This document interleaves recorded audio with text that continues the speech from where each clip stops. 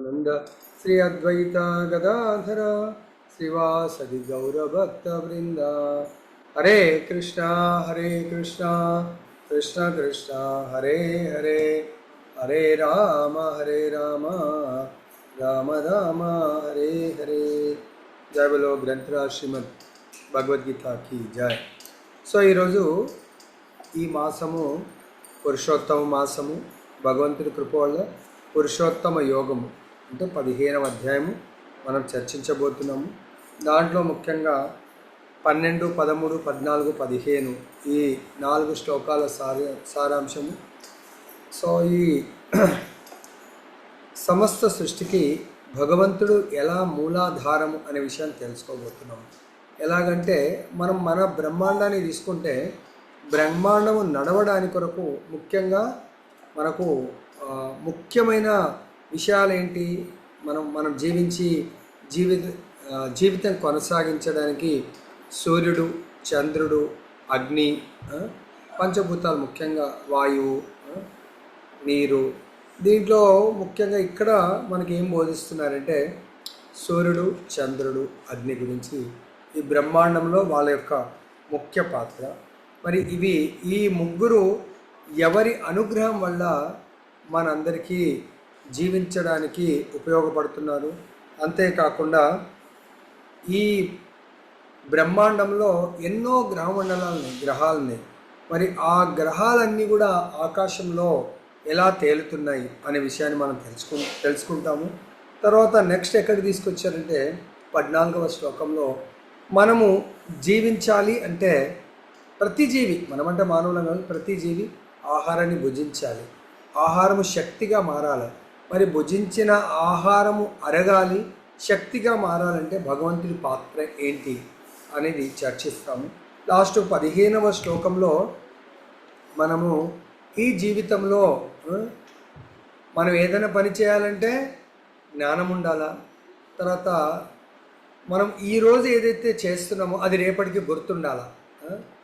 ఆ గుర్తింపు అంటే గుర్తు మనకు స్మృతి, జ్ఞానము, మనం కొన్నిటిని మర్చిపోవాలి. ఇవి ఎవరి వల్ల కలుగుతున్నాయి? తర్వాత ఫైనల్గా భగవంతుడు 15వ శ్లోకంలో మన జీవిత ఉద్ధరణ కొరకు వేదాలను మనకు ప్రసాదించారు. ఆ వేదాల యొక్క సారాన్ని బోధించారు. వేదాల యొక్క రచయిత ఎవరు? ఈ 4 శ్లోకాల్లో చాలా అద్భుతంగా భగవంతుడు వివరించారు. ఇప్పుడు వివరణలోకి మనం వెళ్దాం.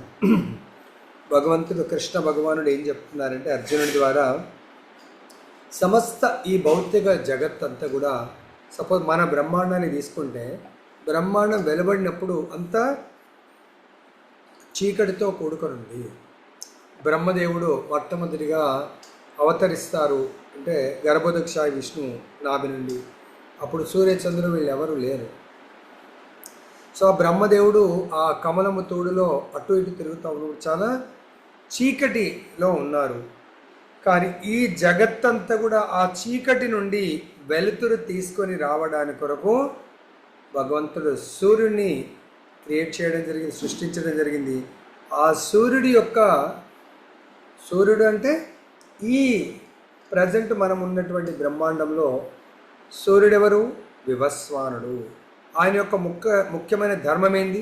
కాంతిని ఇవ్వటం, చీకటిని తొలగించి కాంతిని ఇవ్వటము, తర్వాత వేడిని ప్రసాదించడం.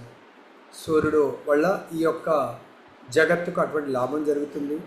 తర్వాత భగవంతుడు కాంతిని ఇవ్వడం వల్ల మరి మనందరం జీవించడానికి కావలసినటువంటి మొక్కలు, వృక్షాలు అవి కూడా మొలకెత్తాలి.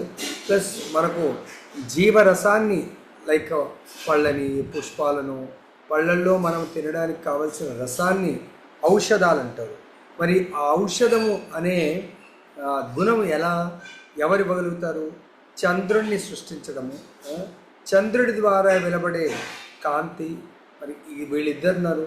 తర్వాత మనం డే టు డే లైఫ్లో జీవించడానికి కావాల్సింది ఇంకోటి ముఖ్యమైనది అగ్ని.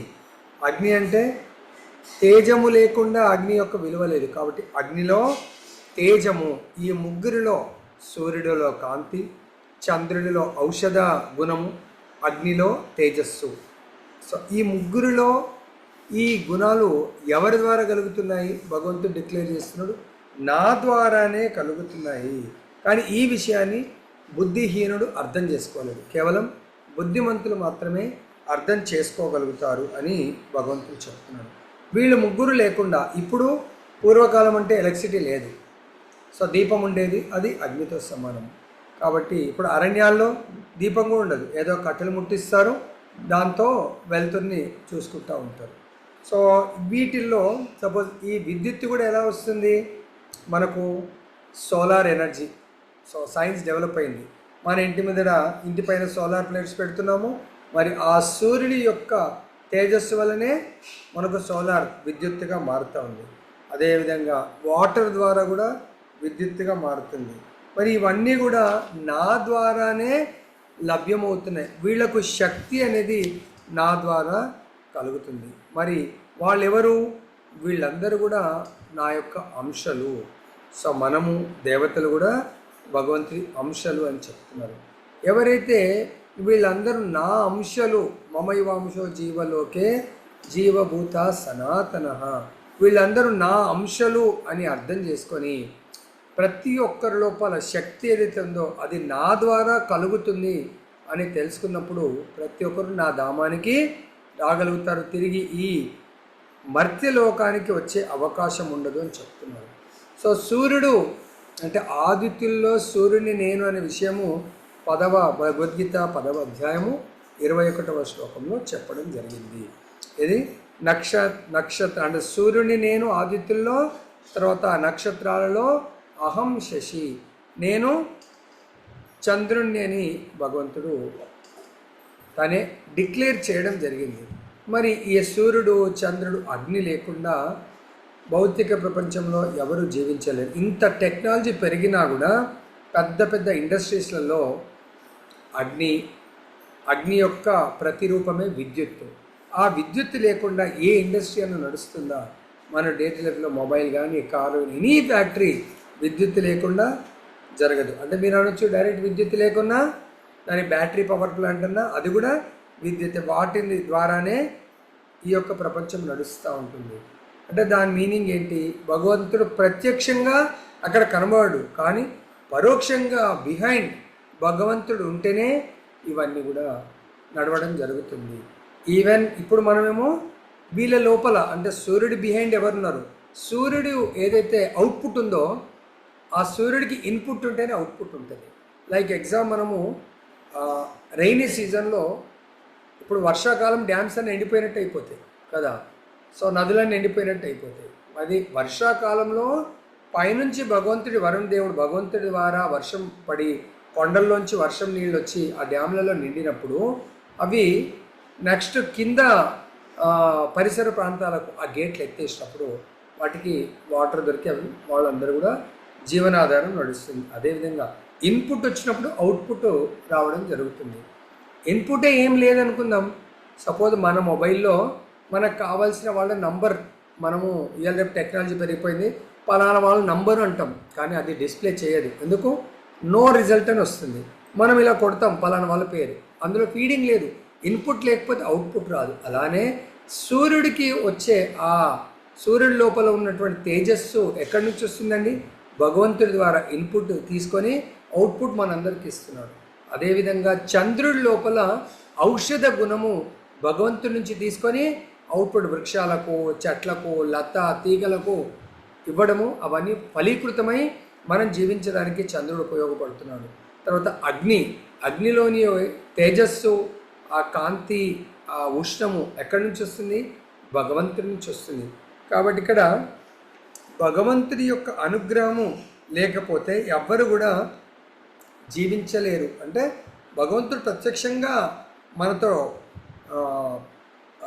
సంబంధం ఉండకపోవచ్చు, కానీ వీరి ద్వారా సూర్యచంద్రుడు అగ్ని సాయం లేకపోతే మనం జీవించలేరు. అంటే దాని మీనింగ్ ఏంటి?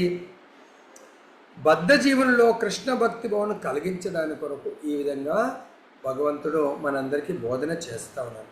నెక్స్ట్ ఇంకా ఈ బ్రహ్మాండంలో ఎన్నో గ్రహాలు ఉన్నాయి. మరి ఆ గ్రహాల గురించి కూడా చెప్తున్నారు భగవంతుడు. నేను ప్రతి గ్రహంలో ప్రవేశిస్తాను. భగవంతుడి ఎట్లయితే సూర్యచంద్రులో భగవంతుడు శక్తి రూపంలో ప్రవేశించారో ఈ ప్రతి గ్రహంలో కూడా భగవంతుడు ప్రవేశించి అవి వాటి కక్షలోనే ప్రయాణం చేయడానికి కొరకు భగవంతుడు మార్గనిర్దేశకత్వాన్ని చేయడం జరుగుతుంది. ఎలాగైతే ముందు మనం డిస్కస్ చేసాం సూర్యుడికి, చంద్రుడికి, అగ్నికి, అదేవిధంగా ఈ గ్రహాలన్నిటిలో భగవంతుడు ఉండడం వల్ల లైక్ ఈ రోజుల్లో చాలా టెక్నాలజీ పెరిగిపోయింది. రిమోట్ కార్లు వచ్చాయి, లేదంటే రోబోట్స్ పెట్టేసి కారు నడిపిస్తూ ఉన్నారు. అంటే ఆ రిమోట్ కంట్రోల్ ఎవరో ఉండాలి కదా ఇక్కడ నడపాలంటే. సపోజ్ మనకు రాకెట్స్ లాంచ్ చేస్తున్నారు, రాకెట్ వెళ్తున్నదంటే జస్ట్ అది బటన్ ఆన్ చేసి అది వెళ్ళిపోతుందా? ఇక్కడ సిస్టంలో దాని యొక్క కక్షని, అది ఎక్కడ ఏ కక్షలో ఎక్కడ ల్యాండ్ అవ్వాలా అనేది కూడా ఎక్కడి నుంచి, కానీ మనిషి కనబడతాడా? దాని లోపల ఆ రాకెట్లో మనిషి ఉన్నాడా? లేడు. కానీ మనిషి ఎక్కడున్నాడండి? ఇక్కడ ప్రయోగశాలలో మనకు రాకెట్ లాంచింగ్ చేసినటువంటి ఆ ప్రయోగశాలలో సైంటిస్టులు కూర్చుండి దాని యొక్క పర్పస్ ఎక్కడ అది ల్యాండ్ అవ్వాలా, దేని కొరకు ల్యాండ్ అవ్వాలా అనే దాన్ని నడిపిస్తూ ఉంటారు. అలానే కానీ ఆ మనుషులు కనబడరు, ఆ సైంటిస్టులు కనబడరు, ప్రయోగశాల కనబడదు. అదేవిధంగా భగవంతుడు కనబడడు. కానీ గ్రహాలను మనం చూస్తున్నాం సైంటిస్టుల మాధ్యమం ద్వారా. మరి అవి ఎలా వాటి గ్రహాల్లో తిరుగుతున్నాయంటే వాటి లోపల భగవంతుడు ఎంటర్ అవుతాడు. భగవంతుడు ప్రతి అణువులో, ప్రతి గ్రహంలో, ప్రతి జీవిలోకి కూడా భగవంతుడు ప్రవేశిస్తాడు. ఇది మనకు బ్రహ్మ సమితిలో కూడా బ్రహ్మ సమితిలో బ్రహ్మ డిక్లేర్ చేస్తాడు.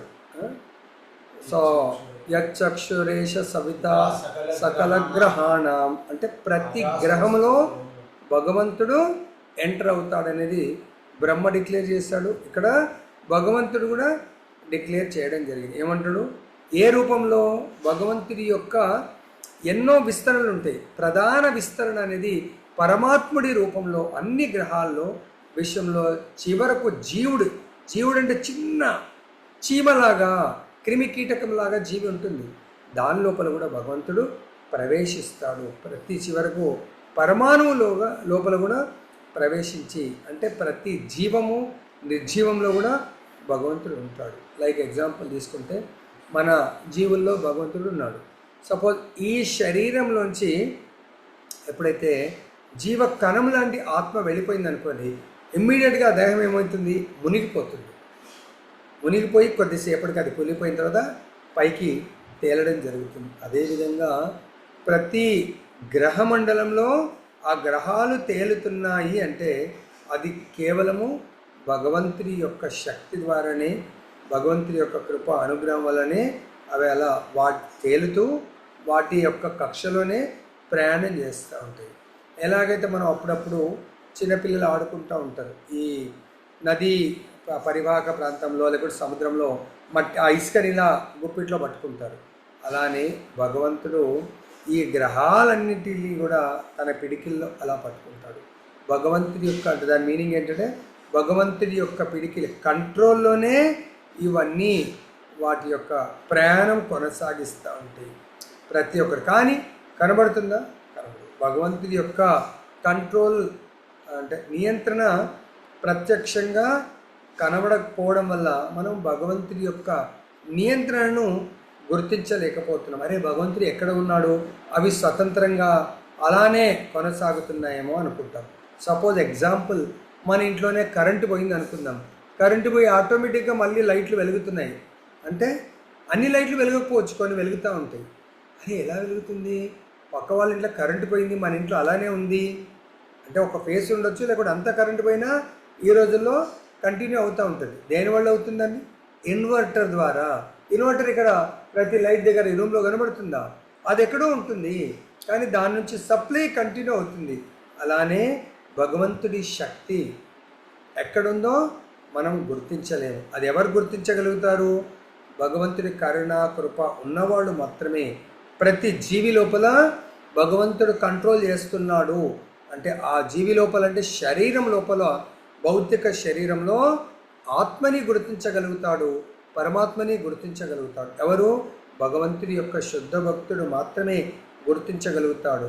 ఆ శుద్ధ భక్తుడు ఈ విధంగా చంద్రుని లోపల ఉన్నటువంటి ఔషధ గుణాన్ని, సూర్యుడి లోపల ఉన్నటువంటి తేజస్సు యొక్క కారణాన్ని, అగ్నిలో ఉన్నటువంటి తేజస్సు కారణాన్ని గుర్తించగలుగుతాడు. అంతేకాకుండా ప్రతి జీవి యొక్క, అంటే ప్రతి మనిషి అనుకోండి, ప్రతి జీవి యొక్క కెపాసిటీ, శక్తి అనుకోండి, బుద్ధి అనుకోండి, వారి వెనక ఎవరున్నారు అనేది చాలా సులభంగా గుర్తించగలుగుతారు. అంతేకాకుండా ఇక్కడ భగవంతుడు సమస్తం మనందరికీ కూడా సమకూరుస్తున్నాడు.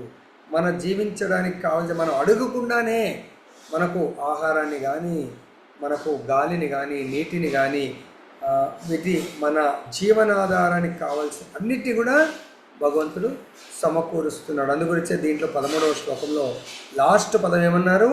రసాత్మక. అంటే ఇది మనందరికీ కూడా పగటి కాలంలో ఉండేటువంటి సూర్యకాంతితోని కాదు, సాయంత్రం చంద్రుడిలో ఉన్నటువంటి ఔషధ గుణం వల్లనే పంటలు పండటము, పండ్లు ఫలీకృతం అవ్వటము, పుష్పీకృతం అవ్వటము, ఇది కేవలము భగవంతుడి యొక్క కృప వల్ల మనము రుచికరమైనటువంటి భోజనాన్ని స్వీకరించగలుగుతున్నాము. ఇప్పుడు మనకి ఏమర్థమైంది? సూర్య చంద్ర అగ్ని కారణం అర్థమైంది. ఈ గ్రహాలు తమ కక్షలో ఎలా తిరుగుతున్నాయి అర్థమైంది. నెక్స్ట్ మనం ఇంకా లోయెస్ట్ లెవెల్, ఒక జీవి ఎలా జీవిస్తున్నాడు, ఎలా భుజిస్తున్నాడు, ఆ భుజించిన ఆహారానికి అరగడానికి కారణం ఎవరు అనేది ఇప్పుడు భగవంతుడు 14వ శ్లోకంలో మనకు బోధిస్తున్నారు.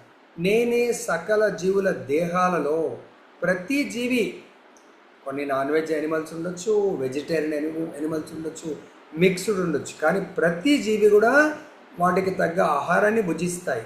మరి ఆ భుజించిన ఆహారము, లైక్ ఎగ్జాంపుల్ మనము పిండి గిన్నెలు ఉంటాయి, వడ్లు, అంటే వడ్లు కాస్త బియ్యంగా మారాలంటే ఆ వడ్ల గిన్నె ఉంటుంది, దాంట్లో వడ్లు పోస్తారు, కానీ బయటకు అవుట్పుట్ ఏమొస్తాయండి? ఆ పొట్టు ఎక్కడ పోతుందో తెలియదు, మరి అవుట్పుట్ మాత్రం చక్కగా బియ్యం వస్తుంది. అదే మనము ఆ బియ్యాన్ని మళ్ళీ వేరే గిన్నెలో పోస్తాం, బియ్యం ఎక్కడ పోయినా తెలియదు, అవుట్పుట్ ఏమొస్తుందండి? పిండి వస్తుంది. మరి ఎలా వస్తుంది? దాని లోపల మిషన్ కనబడుతుందా? కనబడదు. ఆ మిషన్ అరేంజ్మెంట్ వల్ల ఆ మిషన్ వీటిని రూపాంతరం చేస్తుంది. అదేవిధంగా మనం తినడం అయితే తింటున్నాము, మనం తినే ఆహారము ప్రతి జీవి లోపల మీరు చూడండి రక్తముగా మారుతుంది శక్తి. మరి ఆ రక్తం అంటే రెడ్ కలర్ ఉంటుంది. ఎవరైనా మనము ఆహారంతో పాటు కలర్ వేసుకొని తింటున్నామా? లేకపోతే రక్తాన్ని మిక్స్ చేసి తిన్నప్పుడే అది రక్తంగా మారుతుంది అనుకోవచ్చు. కానీ మనం ఏమన్నా తినండి, పళ్ళు తినండి, రైస్ తినండి, ఎనీథింగ్, మీరు ఆకులలమని తినండి, కందమూలాలు తినండి, కానీ అది దేనిగా మారిపోతుందండి? రక్తముగా మారుతుంది. మరి ఆ మార్చే ఆ మిషనరీ ఏంటి? ఆ డైజెషన్, దాని అంతా కూడా లైక్ పూర్వకాలం మనం ఇప్పుడంటే అన్ని కలర్స్ వచ్చాయి. పూర్వకాలం సున్నం ఉండేదండి కలర్ వేయడానికి. సున్నాన్ని మనం ఒక హౌస్లో వేసి నీళ్ళు పోసేవాడు. ఎలా వచ్చేది? ఆ సున్నం పైన నీళ్ళు పోస్తే అప్పుడు చల్లగా ఉండేది, కానీ ఎప్పుడైతే వాటర్తో యాడ్ అయిందో అది ఇట్లా మసిలినట్టు అయిపోయేది అన్నట్టు, దాంట్లో పొగలు వచ్చేది. మరి ఆ పొగలు మనకు కనబడుతుందా అండి? దాన్ని దంచండి పౌడర్, పొగలు రావు. ఎప్పుడైతే నీటితో మిక్స్ అయిందో అలాగే మనం తిన్న అన్నానికి లోపల జఠరాగ్నితో మిక్స్ అయినప్పుడు ఆ ఆహారము కాస్త అరిగి శక్తిగా మారిపోతుంది. అదేవిధంగా చెప్తున్న ప్రాణ అపాన వాయువులతో కలిసి నేను భగవంతుడు డిక్లేర్ చేస్తున్నాను, 4 రకాలైనటువంటి ఆహార పదార్థాలను అరిగించడానికి ఆరగిస్తున్నాను, వాటిని శక్తిగా మారుస్తున్నాను అని చెప్తున్నాడు. దానికి భగవద్గీతకు సపోర్టివ్గా ఏం చెప్తున్నారు? బృహదారణ్య ఉపనిషత్తు 5.9.1లో చెప్తున్నారు, అయం అగ్ని వైశ్వానరో యో అయమంతః పురుషే ఏనేదమన్నం పచ్యతే.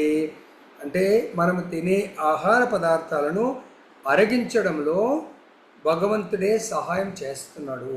భగవంతుడు ఒకవేళ జఠరాగ్నిని ఉత్పన్నం చేయకపోతే మనం ఇంకా ఆహారం భుజించినా అదేమవుతుంది? చాలామందికి డైజెషన్ అవుతలేదండి, కడుపు స్టమక్ ప్రాబ్లం ఉంది. స్టమక్ ప్రాబ్లం ఏమవుతుందండి? రివర్స్ కొడుతుంది, ఐదర్ వామిటింగ్ రూపంలో ఏమవుతుంది. సో అవుట్పుట్ ఏదో విధంగా అరిగితేనేమో అది అవుట్పుట్ బ్లడ్గా శక్తిగా మారుతుంది, దాని వేస్టేజ్ అవుట్పుట్ వెళ్ళిపోతుంది.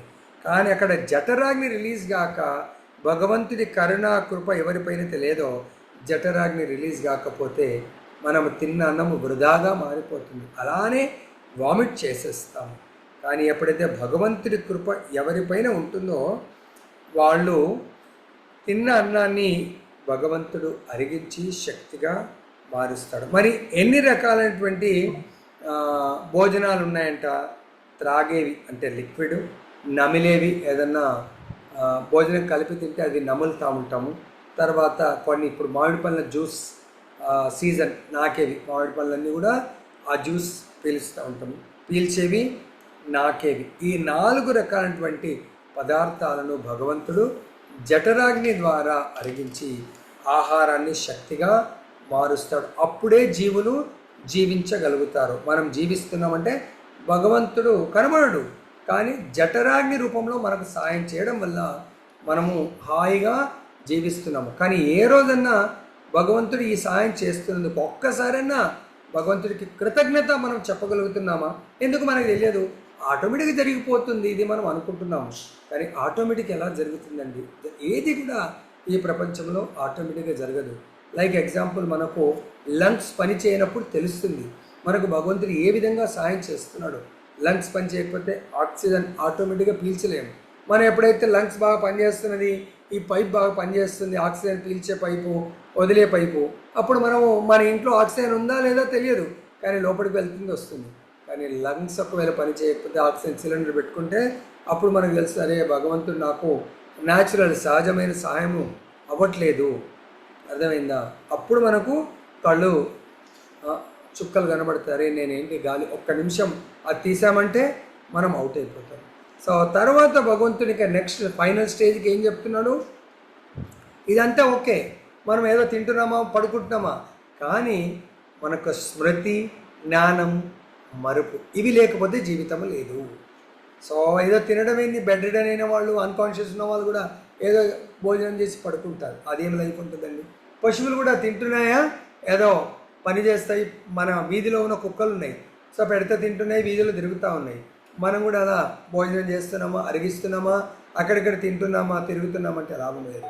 సో మనుషులకు భగవంతుడు ఎటువంటి గొప్ప విశేషమైనటువంటి మనకు ఫెసిలిటీ ఇచ్చాడంటే ఈ 15వ శ్లోకంలో చెప్తున్నారు, నేను ప్రతి ఒక్కరి హృదయంలో ఆసీనుడనై ఉన్నాను.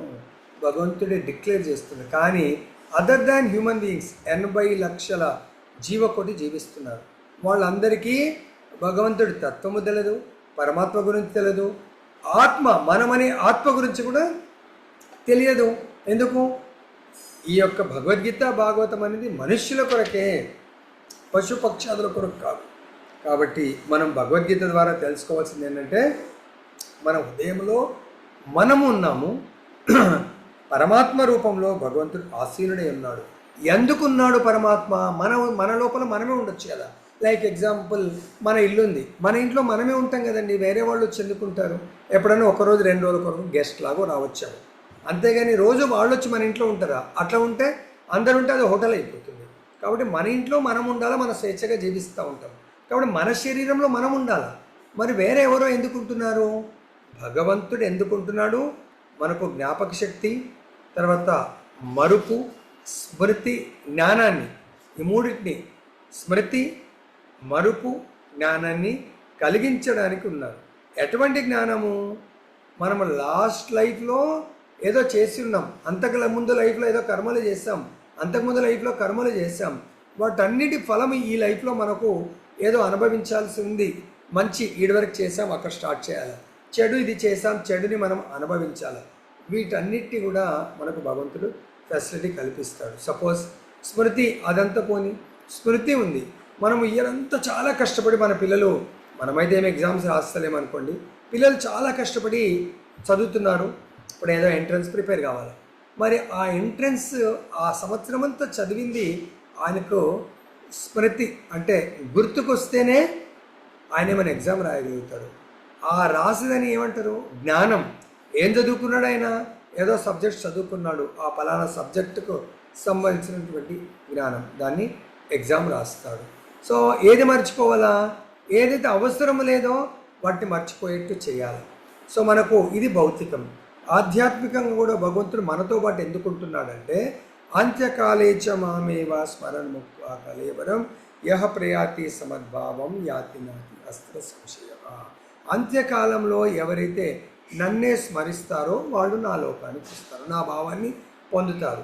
మరి మనం లైఫ్ అంతా కూడా మనం భగవంతుని గురించి మనం శ్రవణం చేస్తుంటాము, కీర్తన చేస్తుంటాము, స్వాధ్యాయం చేసామనుకోండి, సేమ్ థింగ్ మనకు భగవంతుడు ఏమంటున్నాడు, ఆయన పరమాత్మ కూర్చున్నాడే దేని కొరకు, ఆ జ్ఞానాన్ని స్మృతికి అంటే మనకు గుర్తుకు తీసుకొని రావడానికే భగవంతుడు కూర్చున్నాడు. మనకు అది గుర్తొచ్చిందంటే మనం భగవద్ధామానికి వెళ్తాము. దేన్ని మర్చిపోతాము, ఈ లైఫ్లో కూడా కొన్ని తప్పులు అవి ఇవి కొన్ని చెడు పనులు చేసి ఉంటామేమో, వాటిని మనము మర్చిపోవడానికి మరపును భగవంతుడు ప్రసాదిస్తాడు. ఇంకా ఏం చెప్తున్నాడు భగవంతుడు ఇక్కడ, భగవంతుని మనము శాస్త్రము ద్వారా నిరాకార బ్రహ్మము, తర్వాత హృదయస్థ పరమాత్మ మరియు భగవంతుడు 3 తత్వాల్లో మనం తెలుసుకుంటున్నాము. నిరాకార బ్రహ్మము అంటే బేసిక్ లెవెల్లో భగవంతుడు సర్వాంతర్యామి, అంతటా ఉన్నాడు, అదే భగవంతుడు అనుకుంటారు, అది నిరాకార బ్రహ్మము. ఇంకా కొంతమంది ఏమనుకుంటారు, ధ్యాన యోగులు నిరాకార బ్రహ్మం గురించి జ్ఞానయోగులు అనుకుంటారు. ధ్యానయోగులు ఏమనుకుంటారంటే, సో నేను నా హృదయంలో ఉన్న పరమాత్మ మీద ధ్యానం చేయాలి, వాళ్ళ యొక్క లక్ష్యము పరమాత్మని ధ్యానించడం. ఇంకా దానికంటే అడ్వాన్స్ స్టేజ్లో లేదు భగవంతుడు మనలాగానే 2 చేతులతో ఉండొచ్చు, 4 చేతులతో ఉండొచ్చు, 8 చేతులతో ఉండొచ్చు, కానీ మనలాంటి శరీరం, మనలాంటి అంటే మానవ దేహం కాదు, దివ్య శరీరము, నిరాకారము కాదు, రూపరహితము కాదు, రూపసహితము అని భగవంతుడి యొక్క దివ్య రూపాన్ని పూజించడము. ఎవరైతే ఈ విధంగా భగవంతుడి యొక్క సాకార రూపాన్ని నిత్యము అర్చన చేస్తూ నిత్యము భగవంతుని సేవిస్తూ ఉంటారో వాళ్ళు భగవద్ధామం వెళ్ళగలుగుతారు. మరి ఈ జ్ఞానాన్ని భగవంతుడు ఏ విధంగా మనకు అందించాడు, వేదాల రూపంలో, భగవద్గీత రూపంలో, భాగవత రూపంలో. ఎందుకు, వీటన్నిటి యొక్క సారము లక్ష్యము నేను, నన్ను చేరుకోవటమే భగవద్గీత కానీ, భాగవతం కానీ, వేదాలు కానీ. సో మరి ఈ విషయాన్ని ఎవరికి తెలుసు, భగవంతుడు అంటాడు వేదాల సారం లక్ష్యము నేను, వేదాలను లక్ష్యము నేను కాబట్టి వేదాలను ఎరిగిన వాడిని నేనే, నాకే వేదాలు తెలుసు. ఎందుకు, నా దగ్గరికి తీసుకురావడానికి ఇవి లొకేషన్ లాగా పనిచేస్తాయి కాబట్టి నేనే. ఇప్పుడు మనం ఎవరైనా ఇంటికి వెళ్ళాలా, ఏదైనా ఫంక్షన్కు రమ్మని ఇన్వైట్ చేస్తారు, మనం ఏమంటాం, కొంచెం లొకేషన్ షేర్ చేయండి అంటాం కదా, వాళ్ళు వాళ్ళ లొకేషన్ షేర్ చేస్తారు. ఈ భగవంతుడు ఆయన యొక్క లొకేషన్ భగవద్ధామము కాబట్టి ఆ భగవద్ధామం యొక్క లొకేషన్ ఎవరు షేర్ చేయగలుగుతారు, భగవంతుడే లొకేషన్ షేర్ చేయగలుగుతాడు. ఏ రూపంలో, వేదాల రూపంలో. అందుగురించే భగవంతుడు ఇక్కడ వేదైశ్చ సర్వైర్ అహమేవ వేద్యో. సో కాబట్టి వేదాల గురించి సంపూర్ణంగా ఎరిగిన వాడిని నేను నాకు తెలుసు కాబట్టి నేనే రచయితను. మరి ఈ రచించడానికి కొరకు కారణం ఏంటి, నా దగ్గరికి తిరిగి నా భక్తులందరూ రావడానికి కొరకు ఈ లొకేషన్ లాగా పనిచేస్తాయని చెప్పేసి భగవంతుడు మనకు బోధిస్తూ ఉన్నాడు. సో ఇక్కడ మన అందరం కూడా భగవంతుడు బోధించిన దాన్ని యాజ్ ఇట్ ఈజ్గా అర్థం చేసుకున్నప్పుడు సుఖ దుఃఖాలకు అతీతం అవుతాం. ప్రభుజీ మరి భగవద్గీత భాగవతాన్ని శ్రవణం చేసేవాళ్ళు, అధ్యయనం చేసే వాళ్ళకు సుఖ దుఃఖాలు ఉండవా? ఉంటాయి. ఎందుకు, ఈ సుఖ దుఃఖాలు ఈ లైఫ్లో ఏవైతే ఉన్నాయో అవి మనకు ప్రారబ్ధ కర్మలు, పాస్ట్ లైఫ్లో చేసినటువంటి పుణ్య పాప కర్మల ఫలాలే సుఖ దుఃఖాలు. కానీ ఇవి ఎందుకు వస్తున్నాయని తెలుసుకున్నవాడు వాటి గురించి బాధపడు. ఆ తెలుసుకోవడాన్నే జ్ఞానం అంటారు. ఆ జ్ఞానాన్ని భగవంతుడు కృష్ణ భగవానుడు వేదాల రూపంలో, వేద అంటేనే జ్ఞానము. ఎవరి గురించి, భగవంతుడి గురించి జ్ఞానము. సో దానికి మనకు శాస్త్రం ఏం చెప్తుంది, అథాతో బ్రహ్మ జిజ్ఞాస. బ్రహ్మ జిజ్ఞాస అంటే బ్రహ్మం గురించి తెలుసుకోవాలంటే, పరమాత్మ గురించి తెలుసుకోవాలనే జిజ్ఞాస, కోరిక మన లోపల ఉండాలి. అథాతో ఆ కోరిక ఎవరికైతే ఉంటుందో భగవంతుడు ఏదామాం ప్రపంచంతే తాంస్తతైవ భజామ్యహం, ఎవరికి ఎలాంటి కోరిక ఉంటుందో ఆ కోరికను నెరవేరుస్తారు. ఎవరికైతే ఈ వేదాల గురించి, శాస్త్రాల గురించి, ఉపనిషత్తుల గురించి, పురాణాల గురించి భగవద్గీత గురించి తెలుసుకోవాలని అనుకుంటారో వాళ్లకు భగవంతుడు ఒక ఆచార్యుడిని ప్రసాదిస్తాడు. ఆ ఆచార్యుడి ద్వారా మనము శాస్త్ర జ్ఞానాన్ని శ్రవణం చేసి ఆ శ్రవణానికి అనుకూలంగా భక్తి యోగా మనము ప్రాక్టీస్ ప్రారంభిస్తూ మనము తుది వరకు ఆ ప్రాక్టీస్లో పర్ఫెక్షన్ మనకు భగవద్గీత 12వ అధ్యాయము 9వ శ్లోకంలో సాధన భక్తి ప్రామాణికమైనటువంటి ఆధ్యాత్మిక ఆచార్యుడి ద్వారా మనము 9 స్టెప్స్ నేర్చుకున్నట్టయితే దాంట్లో భక్తి యోగంలో మొదటి స్టెప్ ఏంటి? శ్రద్ధ. రెండవ స్టెప్పు సాధుసంగ. 3వ మెట్టు భజన క్రియ. 4వ మెట్టు అనర్థ నివృత్తి. 5వ మెట్టు నిష్ఠ. 6వ మెట్టు రుచి. 7వ మెట్టు ఆసక్తి. 8వ మెట్టు భావ. 9వ మెట్టు భగవత్ ప్రేమ. సో అందుగురించి మనకి ఏం చెప్తున్నారు దీంట్లో ఫైనల్ కన్క్లూజన్లో వేదాంత సూత్రం ఏమంటున్నారు? తత్ సమన్వయాత్ అంటే మనిషి పూర్ణత్వాన్ని ఇక్కడ 3 దశల్లో అర్థం చేసుకుంటాడు. ఏ విధంగా? నిరాకార బ్రహ్మము, పరమాత్మ, భగవాన్. మనం ఇప్పుడు 9వ స్టెప్ ఏంటి? భగవంతుడి యొక్క ప్రేమ. నిరాకారం నుంచి ప్రేమ ఎలా పొందుతామండి? సాకారం నుంచి భగవంతుడి యొక్క ప్రేమను మనం పొందగలుగుతాము. ఎలా? ఇప్పుడు మనము ఒక వ్యక్తి నుంచి మనం వాళ్ళని ప్రేమించడము, వాళ్ళ నుంచి ప్రేమని పొందడం అనేది ఏదన్నా ఆకారం లేకుండా దానిని మనం ఏదైనా ప్రేమించగలుగుతామో? ప్రేమించలేము. కాబట్టి మనందరం కూడా భావభక్తి చేసినప్పుడు భగవంతుని ప్రేమించడం, ఈ దేహంతోనే భగవంతుడి యొక్క అర్చా విగ్రహ లేదా భగవంతుడి యొక్క అంశాలుగా మమైవాంశో జీవలోకే జీవభూత సనాతన, భగవంతుడి అంశీభూతులైనటువంటి ప్రతి జీవి, మానవులే కాదు ప్రతి జీవిని కూడా ఆ జీవి లోపల ఉన్నటువంటి ఆత్మను పరమాత్మను ప్రేమించడం ప్రారంభిస్తాం. అలా మనము విద్యా వినయ సంపన్నే బ్రాహ్మణే గవిహస్తే సునీచేవ స్వపాకేశ పండిత సమదర్శన, ప్రతి ఒక్కరిని ఈక్వల్ విజన్తో సమదృష్టితో ఎప్పుడైతే చూస్తూ ప్రేమిస్తామో భగవంతుడు అటువంటి ప్రేమికులను ఇష్టపడుతూ తన ధామానికి ప్రమోట్ చేస్తాడు. అక్కడ భగవంతుడు మనని ప్రేమించడానికి కొరకు ప్రేమతో సేవించడానికి ప్రసాదిస్తాడు. ఆ ప్రేమైక సేవలో మనము భగవంతుడి యొక్క నిజధామమైనటువంటి వైకుంఠ లేదా గోలోకధామంలో మనకు భగవత్ సేవలో నియుక్తం చేస్తూ మనకు నిత్య ఆనందాన్ని భగవంతుడు ప్రసాదించడానికి మనకు భగవద్గీత ద్వారా జ్ఞానాన్ని అందిస్తున్నారు. జయ బలో గ్రంథరాజ్ శ్రీమద్ భగవద్గీతకి జయ. సుశ్రీ రాధారమణ లాల్ की जय. जगन्नाथ बलदेव सुभद्रा महारानी की जय. गौर निताय भगवान की जय. जगत गुरु श्री प्रभुपाद की जय. श्री श्रीपाद गुरु महाराज की